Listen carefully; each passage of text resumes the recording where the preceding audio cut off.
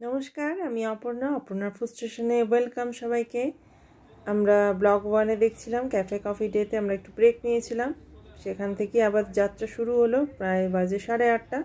চলুন এবার সারা রাতে রোড শোটা কেমন হয়।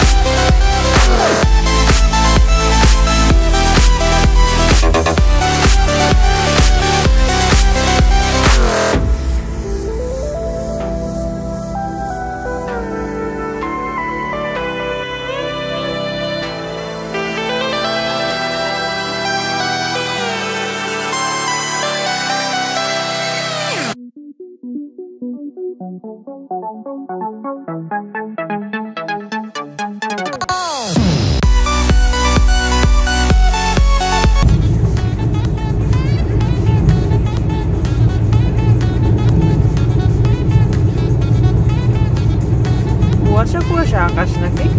আরে এটা দূষণ না, পুরো পলিউশন হয়ে আছে, একটা ধোঁয়াটে ভাব হয়ে আছে। হ্যাঁ হ্যাঁ, স্মগ না, ফগ তো নয়, মানে পলিউশনের এর জন্য পুরো লেয়ার করে নিয়েছে। আমি নিজের পেয়ে যাচ্ছি, নিজের করে দেবো ওগুলো করে।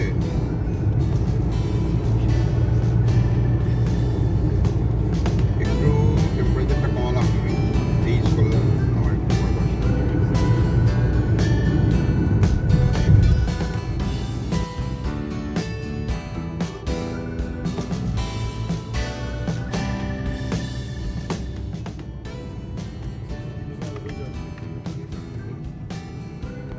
রাস্তা চলেছে, আমরা যাচ্ছি, কিন্তু একটু আগেই দেখলাম একটা স্মোক রয়েছে, বাপিতা যেটা বলছিল, একেবারে একটা ধোঁয়াশা, এটা পলিউশনের জন্যই বোধহয়। আর বাকি রাস্তাটা দেখবো আমরা কেমন পাই। এই ছোটোখাটো গল্প করতে করতে আমরা চলেছি দুর্গাপুরের দিকে, সেখানে গিয়ে একটু ডিনার সারবো, তারপর আবার এগোবো। মিমি তো প্রায় এতক্ষণে ঘুমিয়ে পড়েছে, তো আমি কিছু আনকাটই রেখেছি, কারণ একেবারে তো চুপচাপ যাইনি, গাড়ির মধ্যে অনেক ছোটোখাটো কথাবার্তা বলতে বলতেই আমরা গেছি। আপনারা শুধু রোড কন্ডিশনটা দেখুন। আর সিঙ্গুর থেকে প্রায় 13 ঘন্টা তখন বেনারস দেখাচ্ছিল, এই পৌঁছে গেছি আমরা। এখানেও কিন্তু একদম ধোঁয়াশা মতো ওয়েদার, আর রাস্তা তো একদম চকচকে রাস্তা। মাঝে মাঝে আমার এত আফসোস হচ্ছিল, মনে হচ্ছিল আমি ড্রাইভটা করলে ভালো হতো। যাই হোক, ফুড অবশ্যই পছন্দের, রান্না করতে ভালোবাসি, আর জানি না কতটা রান্না স্বাদ বা কোথাও কত কি খাবো বা কি ঘুরবো সেটা জানি না, বাট এই যে রোড ট্রিপটা করছি আর এটার যে একটা জার্নিটার আনন্দ হচ্ছে, এবং রাস্তাটা দেখে বা এই যে ড্রাইভ, এই যে রাতের বেলা যাচ্ছি, এটা মেমারি ব্রিজ মানে পালসি টোলের দিকে আমরা এগোচ্ছি।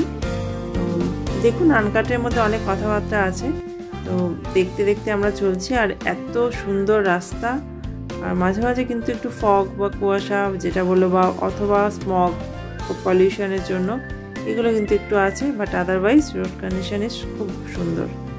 Stay tune.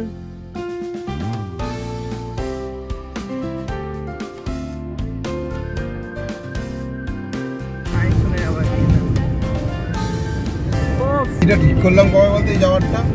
দেখো দেখো কি অবস্থা, পলিউশনই পলিউশন। হ্যাঁ, পলিউশনই পলিউশন। এটা কোয়ার্টার, হ্যাঁ এটা কোয়ার্টার, কুয়াশা উঠছে, এটা এত দেখো কুয়াশা? দেখো এত শীতকাল পড়ে যাচ্ছে। বাবা। আমি ওই যখন সেনকে রাতে টিফিনে গেলাম,